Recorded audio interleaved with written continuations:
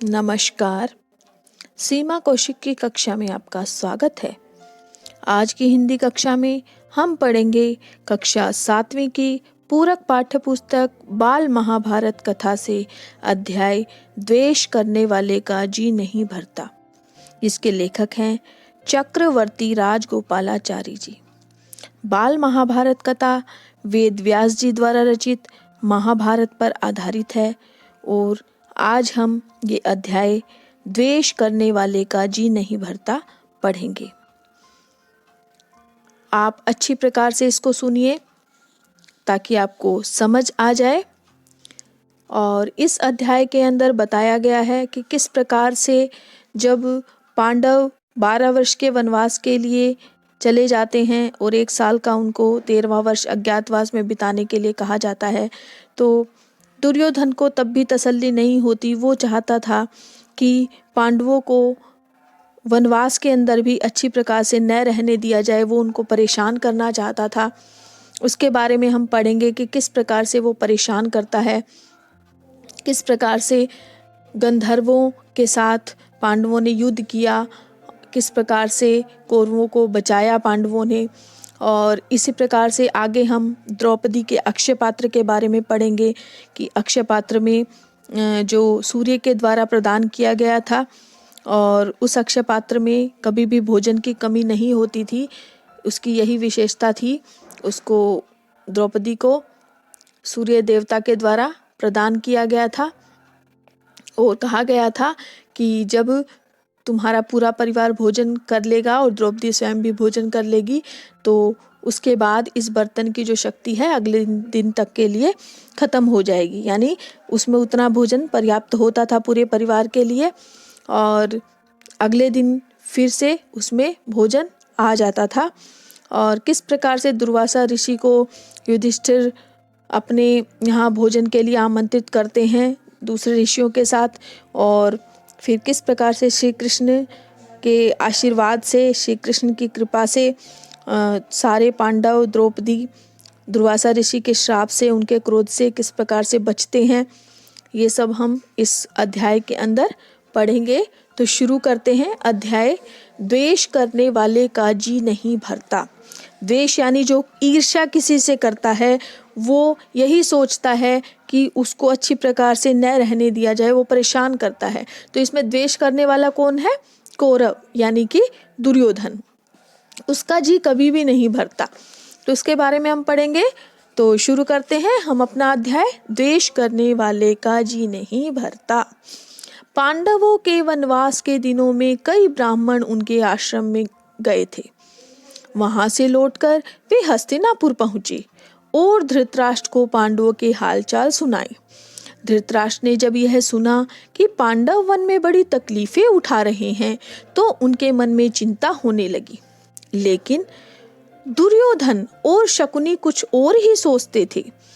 कर्ण और शकुनी दुर्योधन की चापलूसी किया करते थे, किंतु दुर्योधन को भला इतने से संतोष कहाँ होता।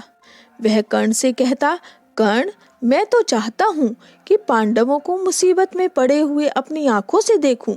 इसलिए तुम और मामा शकुनी कुछ ऐसा उपाय करो कि वन में जाकर पांडवों को देखने की पिताजी से अनुमति मिल जाए। कर्ण बोला, द्वैत वन में कुछ बस्तियां हैं जो हमारे अधीन हैं।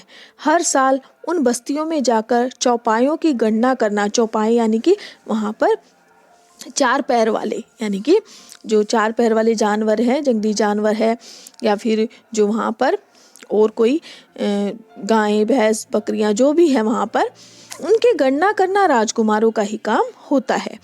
बहुत समय से यह प्रथा चली आ रही है, इसलिए उस बहाने हम पिताजी की अनुमति आसानी से प्राप्त कर सकते हैं।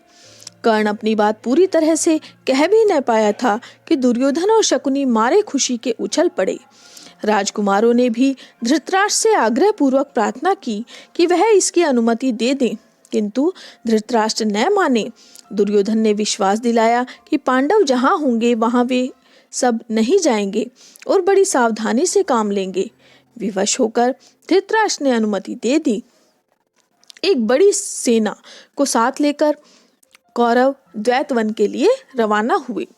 दुर्योधन और कर्ण फूले नहीं समाते थे। फूले नहीं समाना यानी कि बहुत खुश हो गए थे। उन्होंने पहुंचने पर अपने डेरे ऐसे स्थान पर लगाए जहां से पांडवों का आश्रम 4 कोस की दूरी पर ही था। गंधर्वराज चित्रसेन भी अपने परिवार के साथ उसी जलाशय के तट पर डेरा डाले हुए था।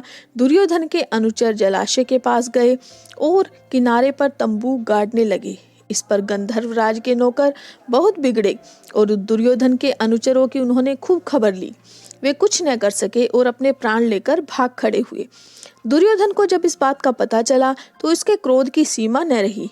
वह अपनी सेना लेकर तालाब की ओर बढ़ा। वहां पहुंचना था कि गंधर्वों और कौरवों की सेनाएं आपस में भिड़ गई। घोर संग्राम छिड़ गया। यहाँ तक कि कर्ण जैसे महारथियों के भी रथ और अस्त्र चूर चूर हो गए और वे उल्टे पांव भाग खड़े हुए। अकेला दुर्योधन लड़ाई के मैदान में अंत तक डटा रहा। गंधर्वराज चित्रसेन ने उसे पकड़ लिया, फिर रस्सी से बांधकर उसको अपने रथ पर बैठा लिया और शंख बजाकर विजय घोष किया। जब युधिष्ठिर ने सुना कि दुर्योधन व उसके साथी अपमानित हुए हैं तो उसने गंभीर स्वर में कहा, भाई भीमसेन, ये हमारे ही कुटुंबी है। तुम अभी जाओ और किसी तरह अपने बंधुओं को गंधर्वों के बंधन से छुड़ा लाओ। युधिष्ठिर के आग्रह पर भीम और अर्जुन ने कौरवों की बिखरी हुई सेना को इकट्ठा किया और गंधर्वों पर टूट पड़े। अंततः गंधर्वराज ने कौरवों को बंधन मुक्त कर दिया। इस प्रकार अपमानित कौरव हस्तिनापुर लौट आए। पांडवों के वनवास के समय दुर्योधन की तो इच्छा राजसूय यज्ञ करने की थी, किंतु पंडितों ने कहा कि धृतराष्ट्र और युधिष्ठिर के रहते उसे राजसूय यज्ञ करने का अधिकार नहीं है। तब ब्राह्मणों की सलाह मानकर दुर्योधन ने वैष्णव नामक यज्ञ करके ही संतोष कर लिया। इसी समय की बात है कि महर्षि दुर्वासा अपने 10,000 शिष्यों के साथ लेकर दुर्योधन के राजभवन में पधारे।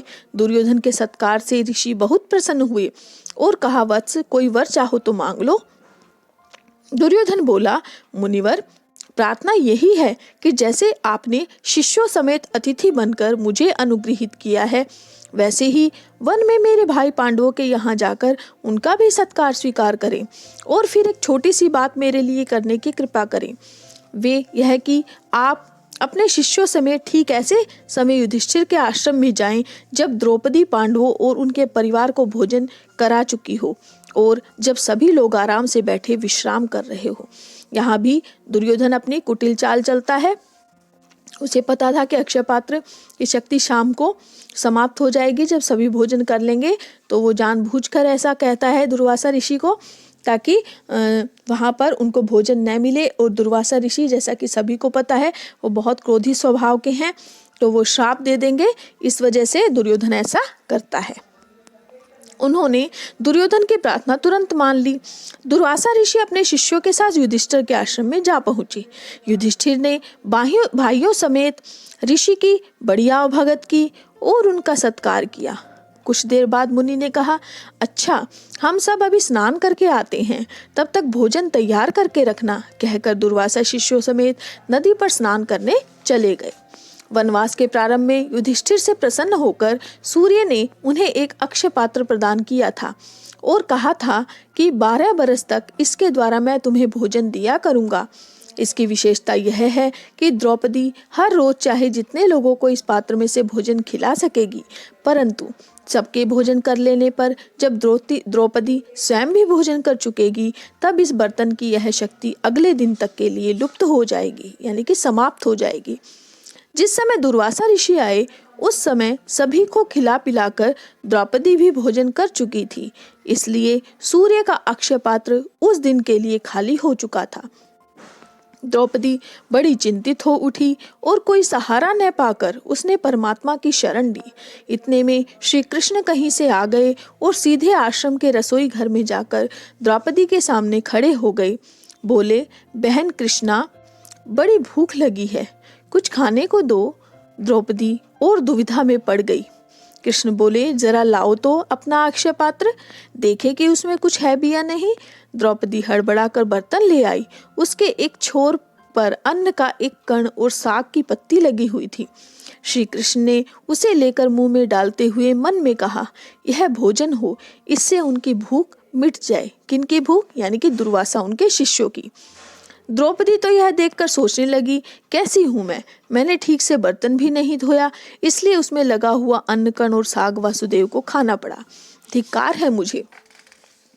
इस तरह द्रौपदी अपने आप को ही धिक्कार रही थी कि इतने में श्री कृष्ण ने बाहर जाकर भीमसेन को कहा, भीम, जल्दी जाकर ऋषि दुर्वासा को शिष्यों समेत भोजन के लिए बुला लाओ। भीमसेन उस स्थान पर गया जहाँ दुर्वासा ऋषि शिष्यों समेत स्नान कर रहे थे। नजदीक जाकर भीमसेन देखता क्या है कि दुर्वासा ऋषि का सारे शिष्य समुदाय स्नान करके भोजन भी कर चुका है। शिष्य दुर्वासा से कह रहे हैं, गुरुदेव, युधिष्ठिर से हम व्यर्थ में कह आए कि भोजन तैयार करके रखे। हमारा तो पेट भरा हुआ है, हमसे उठा भी नहीं जाता। इस समय तो हमारी जरा भी खाने की इच्छा नहीं। यह सुनकर दुर्वासा ने भीमसेन से कहा, हम सब तो भोजन कर चुके हैं। युधिष्ठिर से जाकर कहना कि असुविधा के लिए हमें क्षमा करे। यह कहकर ऋषि अपने शिष्यों सहित वहां से रवाना हो गए। तो इसमें श्री कृष्ण की कृपा से दुर्वासा ऋषि के क्रोध से पांडव बच जाते हैं। ये सब इस अध्याय के अंदर हमने पढ़ा, तो आपको अच्छी प्रकार से समझ आ गया होगा। धन्यवाद।